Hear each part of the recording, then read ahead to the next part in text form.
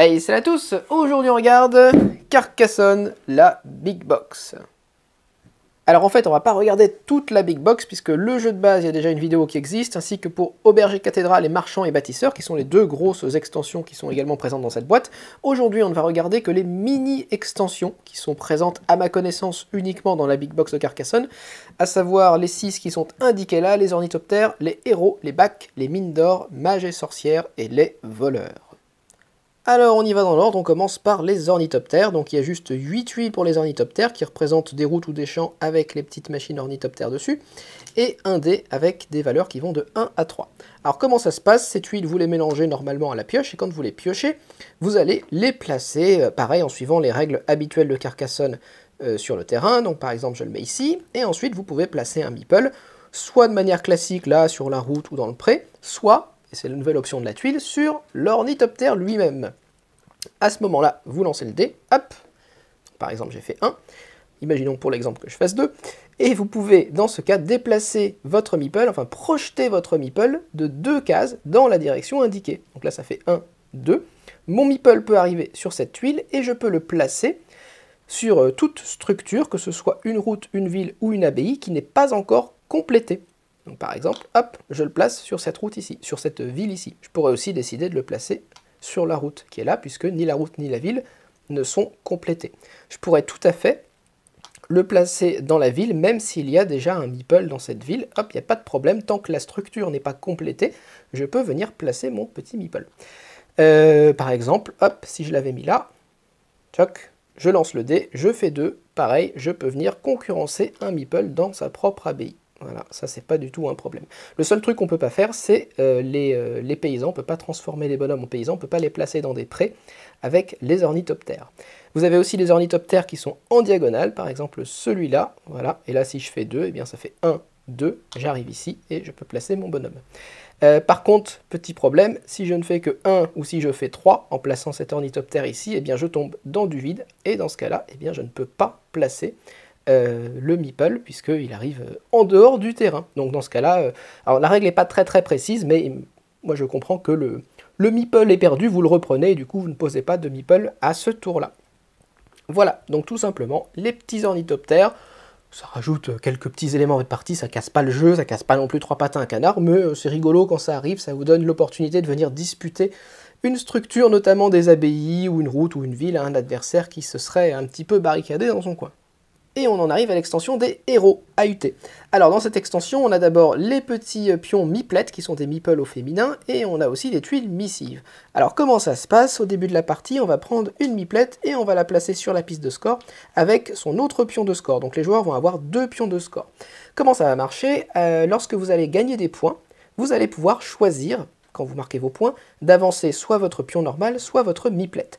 Alors attention, vous ne pouvez pas diviser les points, c'est-à-dire que si vous gagnez 10 points, vous ne pouvez pas faire 4 et 6, ça c'est pas possible. Il faut choisir l'un des deux et faire 10 avec l'un des deux. Et puis si vous avez fait une autre évaluation où vous gagnez des points d'une autre manière, ensuite vous pourrez choisir de marquer des points avec l'autre pion. Mais en tout cas, les points d'une évaluation ne sont pas sécables entre les deux pions. Alors, quel est l'intérêt, vous allez me dire, de cette nouveau fonctionnement? Lorsque l'un de vos 2 meeples, que ce soit le meeple ou la meeplette, arrive sur une des cases foncées à la fin d'une évaluation, donc s'arrête sur une de ces cases, hein, s'il la dépasse, ça compte pas, il faut vraiment qu'il s'arrête dessus. Donc les cases foncées, ce sont les cases qui a toutes les 5 cases. Vous allez pouvoir gagner un bonus, et ce bonus, ça va être de piocher une tuile missive. Alors, ces tuiles missives, elles sont assez sympas. Lorsque vous les piochez, vous avez le choix entre 2 éléments, soit vous marquez 2 points, c'est ce qui est indiqué en bas à droite, donc toutes les tuiles missives vous font 2 points de base, soit vous faites l'action qui est indiquée sur la tuile missive, qui est une action qui va également vous faire des points, mais d'une autre manière en fonction de la tuile. Alors on va regarder un petit peu ces tuiles. La première, c'est la plus simple, cette tuile vous permet de gagner les points de votre plus petite route, enfin de la plus petite route que vous contrôlez. Et lorsque vous faites ça, vous ne retirez pas le meeple qui est placé sur cette route, vous le laissez sur la route. C'est vraiment des points bonus. Donc plus tard, vous pourrez évaluer cette route d'une autre manière, mais là, ça vous permet juste de marquer les points de votre plus petite route. Pareil avec la ville, vous marquez les points de votre plus petite ville contrôlée. Alors attention, vous marquez des points comme si c'était à la fin de la partie, c'est-à-dire que c'est juste un point par tuile et par blason. Même chose avec les abbayes, hop. Ici, ça vous permet de repiocher tout de suite une deuxième tuile pour la placer sur le terrain. Tchouk. Ici, vous gagnez 2 points de victoire par blason dans les villes dans lesquelles vous avez au moins un de vos chevaliers. Ici, vous marquez 2 points par chevalier qui sont dans des villes, tout simplement. Et pareil, hein, les chevaliers, quand c'est dans ce cas-là, les chevaliers ne bougent pas, hein, ils restent sur la ville. C'est vraiment 2 points bonus. Ici, vous marquez 2 points par paysan dans des prés. Là encore, les paysans restent dans les prés où ils se trouvent. Et ici, vous choisissez un meeple et vous évaluez la zone dans laquelle se trouve le meeple de manière immédiate, comme si la zone était évaluée de manière classique. Alors, c'est pas précisé dans la règle. Alors, vous pouvez le faire ça uniquement si vous êtes dans une zone que vous contrôlez. Donc là où vous avez plus de meeples. Ce qui n'est pas précisé dans la règle, c'est ce qui arrive aux autres meeples qui sont dans cette zone, puisque votre meeple, vous le reprenez, comme c'est une évaluation classique. Moi, je considère que du coup, les autres meeples sont aussi repris par leur propriétaire, comme si la zone était évaluée, puisque c'est la règle qui apparemment est celle qu'il faut suivre. Voilà, donc ça c'est les petites tuiles missives. Si jamais vous déclenchez une évaluation qui fait que soit votre meeplet, soit votre meeple arrivent tous les deux, si vous faites plusieurs évaluations, chaque évaluation peut vous rapporter des points. Par exemple, vous évaluez 2 zones différentes qui vous font chacune 5 points, hop, vous pouvez avancer les deux de 5, et tous les deux arrivent sur une case foncée. Dans ce cas-là, vous ne tirez cependant qu'une seule tuile missive, ça ne change pas. Mais si l'évaluation d'une tuile missive vous fait avancer un de vos pions et le fait arriver sur une case foncée, par contre, là, vous pouvez piocher une deuxième tuile missive. Et toutes les tuiles missives qui sont utilisées sont replacées sous la pile, donc on n'arrive jamais à court de tuiles missives, on peut marquer des points supplémentaires durant toute la partie. Quand on arrive à l'évaluation finale, les joueurs additionnent les points de leur meeple et de leur meeplet, il n'y a pas de question de celui qui va le plus loin, c'est vraiment comme si vous faites l'addition des deux, et ça vous donne votre score final.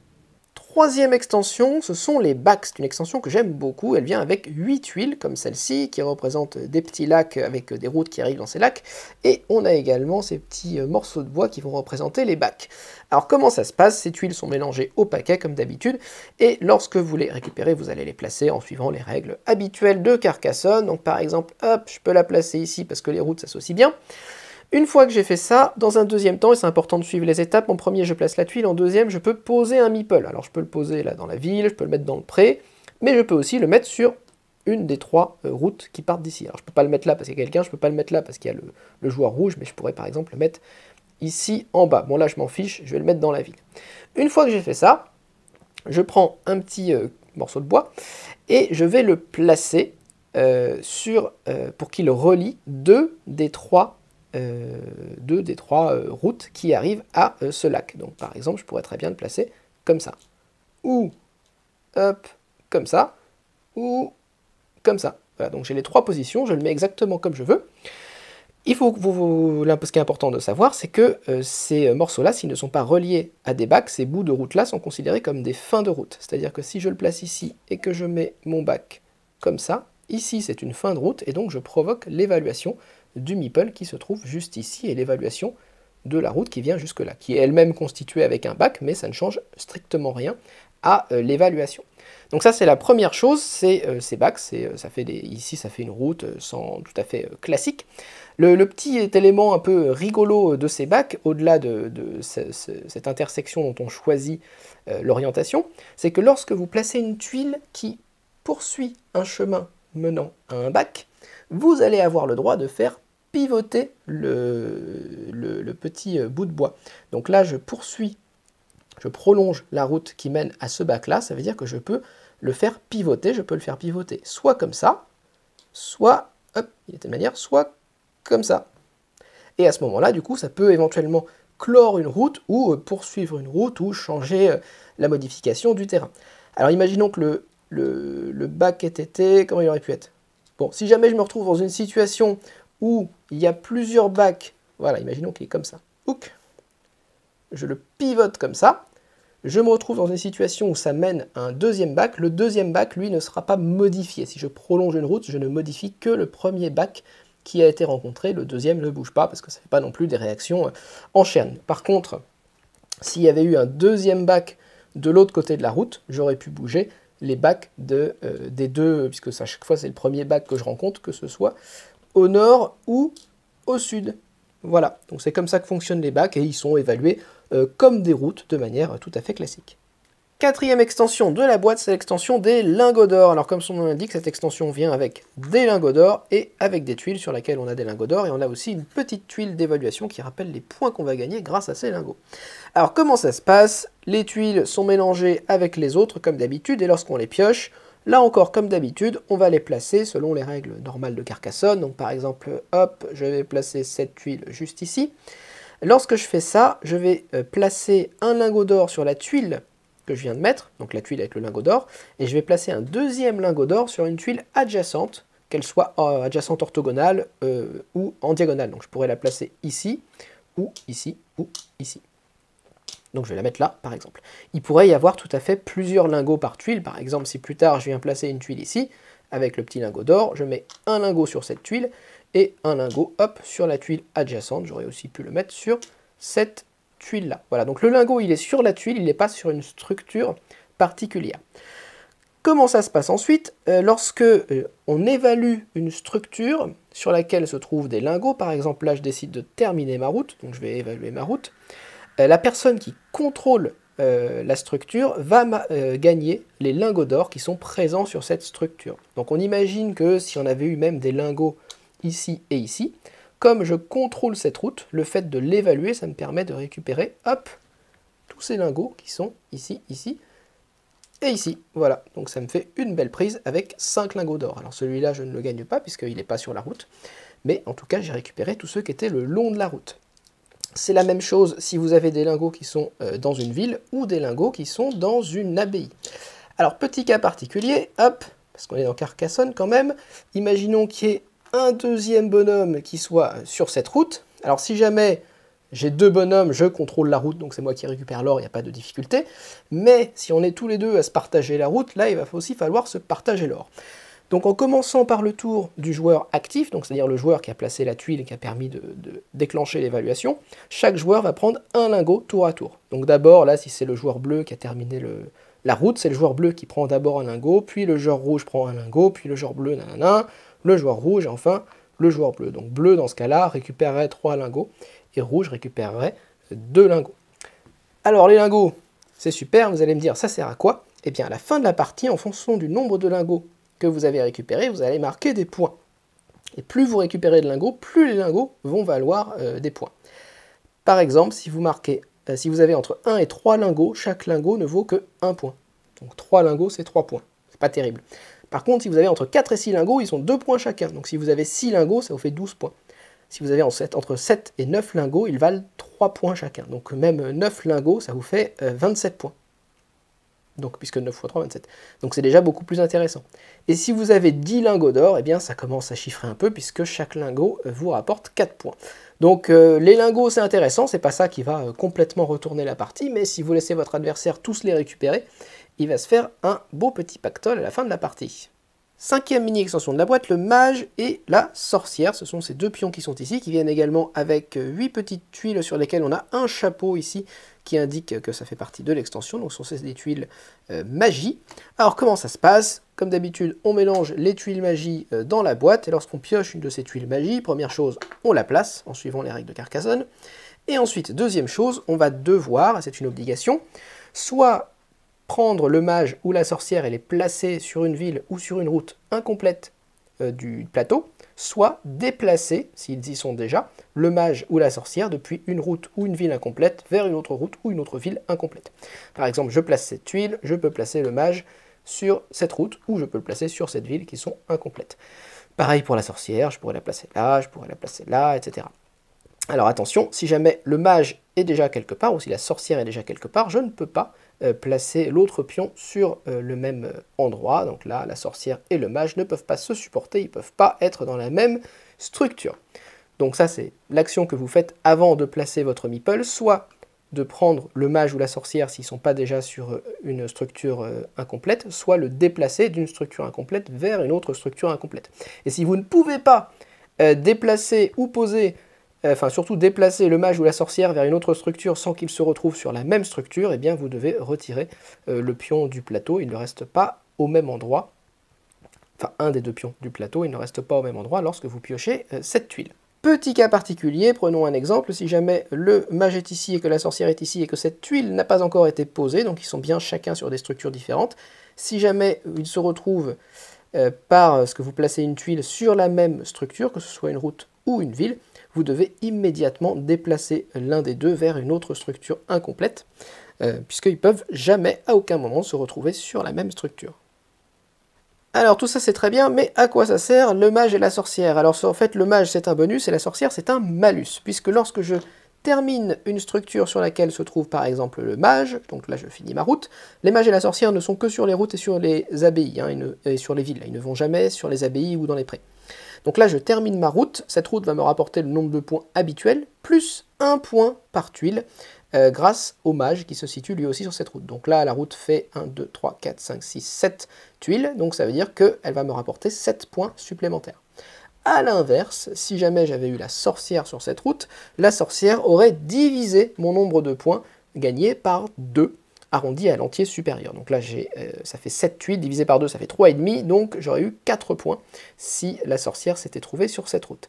Dans les deux cas, que le mage ou la sorcière se trouve sur une route ou une ville évaluée, une fois qu'on a marqué nos points, on retire le mage et la sorcière et on les remet sur le bord du plateau. Ils pourront revenir en jeu un petit peu plus tard quand une nouvelle tuile magie sera tirée. Sixième extension de la Big Box, c'est les voleurs. Les voleurs, ce sont ces gros bonhommes qui veulent s'en mettre plein les poches, qui viennent également avec 8 tuiles qui sont qu'on repère avec ce petit sac et ce couteau là qui est indiqué en bas de la tuile. Alors comment ça se passe? Donc lorsque vous piochez une tuile voleur, classiquement, donc vous les mélangez avec les autres, hein, quand vous la piochez, vous la placez, vous mettez un meeple, vous mettez pas de meeple, peu importe. Ce qui est important, c'est que au moment où vous placez cette tuile, vous allez pouvoir utiliser votre voleur. Alors comment ça s'utilise les voleurs? Si jamais votre voleur est devant vous, par exemple, imaginons que ce soit Bleu qui place cette tuile, Bleu va pouvoir prendre son voleur et le placer sur la piste de score près du meeple d'un autre joueur. Par exemple, il peut le placer avec Rouge ou il peut le placer avec Vert. Si jamais son meeple avait déjà été sur une case du plateau, il aurait pu choisir de le déplacer, donc de le mettre plutôt avec rouge au lieu de le mettre avec vert. Une fois que le joueur actif a placé son meeple ou déplacé son voleur ou déplacé son voleur, tous les autres joueurs en l'ordre de tour peuvent également choisir de placer ou de déplacer leur voleur sur la piste de score. Alors à quoi ça sert tout ça? Eh bien lorsque un joueur, par exemple le joueur rouge ici, va marquer des points, comme il a un petit voleur qui est avec lui, le joueur qui possède le voleur va pouvoir marquer la moitié des points arrondis à l'entier supérieur que le joueur qui l'accompagne vient de marquer. Donc par exemple là, Rouge marque 10 points, donc il passe de 10 à 13, hop, et le joueur bleu qui est ici, lui va marquer la moitié de ses points, il va marquer également 5 points, hop, donc il marque ses 5 points. À ce moment-là, le voleur est repris par Bleu, et il ne pourra revenir que lorsqu'une prochaine tuile voleur sera piochée. Alors il y a plein de petits cas particuliers, je vous laisse regarder dans la règle, mais je vous donne les 3 principaux. Le premier élément, c'est que vous ne pouvez pas vous voler vous-même, donc si vous êtes là et que vous savez que vous allez faire un gros coup à 40 points, vous ne pouvez pas mettre le voleur pour vous voler vous-même 20 points, ça n'aurait pas de sens. Si jamais vous avez un voleur qui est avec quelqu'un et que cette personne a elle-même un voleur qui vole à quelqu'un d'autre, ce qui l'a fait progresser sur la piste, votre voleur progresse en même temps que cette personne pour la voler la prochaine fois qu'elle marquera des points. Donc les voleurs ne se volent pas entre eux, le fait que cette personne ait volé, ça ne vous fait pas marquer la moitié des points de son vol. Et troisième élément qui est peut-être le plus important, c'est que vous n'avez pas le choix de ne pas voler. C'est-à-dire que si cette personne choisit d'évaluer une route qui lui fait 2 points, vous ne pouvez pas choisir d'attendre qu'elle évalue quelque chose qui lui fasse beaucoup plus de points pour la voler. Si elle évalue une route à 2 points, eh bien tant pis, vous marquez juste 1 point et vous reprenez votre voleur et c'est tant pis pour vous, il fallait choisir un autre joueur. Et enfin, dernier élément, lors de l'évaluation finale, si jamais votre voleur est encore sur la piste de score, vous le reprenez et il vous fait marquer 3 points de victoire. Et petite surprise du chef, en fait, il y a une 7e extension qui n'est pas indiquée sur la boîte qui s'appelle les agroglyphes. Les agroglyphes, ce sont ces 6 tuiles-là qui représentent ici des gourdins. Les gourdins, ça va s'appliquer aux brigands qui sont sur les routes, des boucliers ici qui s'appliquent aux chevaliers dans les villes, et des fourches qui vont s'appliquer aux paysans. Alors comment ça se passe? Comme d'habitude, on mélange les petites tuiles dans la pioche, et lorsque un joueur pioche une de ces tuiles, en premier, il la place. Bon, jusque-là, on est très classique.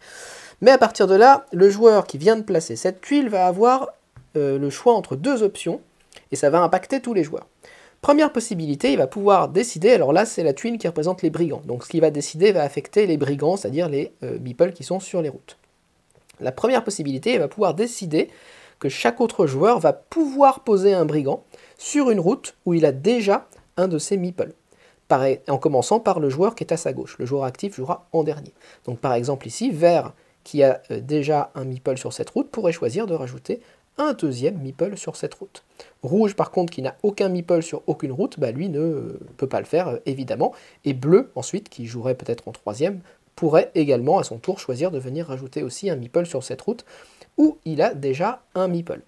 Donc ça c'est la première possibilité, hein, et puis ça fonctionne de la même manière. Si on avait eu à la place un bouclier, que la personne aurait pu mettre comme ça par exemple, le joueur bleu aurait pu dire d'accord, bon bah vous pouvez placer un chevalier dans une ville. À ce moment-là, vert n'aurait pas pu placer de chevalier parce qu'il n'a aucun chevalier dans aucune ville, mais rouge aurait pu choisir de venir placer un de ses chevaliers dans cette ville où il a déjà un meeple, et bleu, pareil, aurait pu aussi lui aussi venir placer un chevalier dans cette ville où il a déjà un meeple. Donc ça c'est la première possibilité quand vous placez les agroglyphes. Soit vous laissez la possibilité aux autres joueurs de placer un meeple. Deuxième possibilité, vous pouvez choisir au contraire d'obliger chaque autre joueur, y compris vous d'ailleurs, à replacer un meeple correspondant à la tuile dans sa réserve. Donc si je joue ça, je peux obliger chaque autre joueur, et moi-même aussi d'ailleurs, faut pas s'oublier, à replacer un chevalier dans sa réserve. Donc si on avait été hop plutôt comme ça, bon évidemment, voilà, je l'aurais fait plutôt dans cette situation. Rouge est obligé de reprendre son chevalier, moi je suis également obligé d'en reprendre un, et vert, lui, n'est pas affecté par cette mesure. De la même manière, si on avait placé cette tuile-là avec un agroglyphe correspondant au brigand, et que bleu, qui est le joueur actif, décide que chaque joueur doit retirer un brigand, et bien vert aurait dû retirer son petit brigand ici, bleu aurait dû retirer ce brigand ici, mais rouge n'aurait rien retiré, puisque lui, il n'avait pas de brigand sur les routes. Donc c'était un petit peu... Bon, peut-être que bleu, du coup, veut revenir un petit peu plus tard pour prendre la route, et que là, il voulait éjecter vert de la route. Bon, voilà. Donc c'est comme ça que fonctionnent les agroglyphes, hein, c'est une toute petite extension, mais c'est vraiment le joueur actif qui va décider si les autres joueurs peuvent ajouter un meeple correspondant à cet élément-là sur une zone où ils ont déjà un meeple, ou s'ils doivent, c'est vraiment doivent, retirer un de leurs meeples, un brigand, un chevalier ou un paysan, en fonction de ce qui est indiqué, d'une des zones du plateau. Boum, et c'est tout pour la Big Box de Carcassonne. Donc encore une fois, si vous voulez aller voir le jeu de base ou toutes les autres extensions, normalement j'ai quasiment tout fait, en tout cas toutes les extensions que j'ai réussi à me procurer sont disponibles sur la chaîne. J'ai pas grand chose à dire de plus, hein. C'est du Carcassonne, c'est des extensions qui fonctionnent bien, c'est sympa, c'est amusant. Elles sont pas toutes géniales. Moi j'aime bien l'extension des bacs, que je trouve assez sympa, l'extension avec les lingots d'or qui est sympa aussi, le voleur et l'histoire du mage et de la fée, de la sorcière, c'est un petit peu anecdotique, et les ornithoptères, c'est également un petit peu anecdotique. Les héros, c'est pas mal, ça ramène quelques petits éléments supplémentaires pour se faire des points. Voilà, globalement, et les aéros, comment ils s'appellent, ceux-là, là, j'oublie tout le temps le nom, mais les dessins dans les champs, c'est sympa également, mais voilà, il n'y a que 6 tuiles, ça ne va pas non plus changer complètement votre partie. Si c'est utilisé au bon moment, ça peut faire rager un petit peu les autres, mais c'est pas non plus, ça change pas fondamentalement le jeu. Bah, comme beaucoup d'ailleurs d'extensions de Carcassonne, hein, on reste sur le principe de Carcassonne, mais là on est vraiment sur un principe de mini-extension, avec à chaque fois on n'a que petite dizaine de tuiles pour chacune d'entre elles, ça ne va pas complètement bouleverser votre jeu. En tout cas, si ça vous intéresse, vous avez vu un petit peu ce qu'elles font. J'en profite, comme on ne le voit pas très souvent cette Big Box, pour vous montrer un petit peu l'intérieur, comment elle est organisée.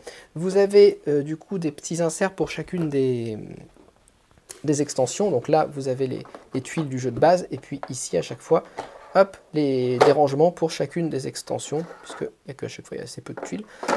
Les dés, et puis ici, vous pouvez mettre vos petits jetons, les cases, les trucs quand vous dépassez 50, et ensuite, vous avez le plateau de score qui rentre proprement ici, avant de refermer la boîte. Voilà.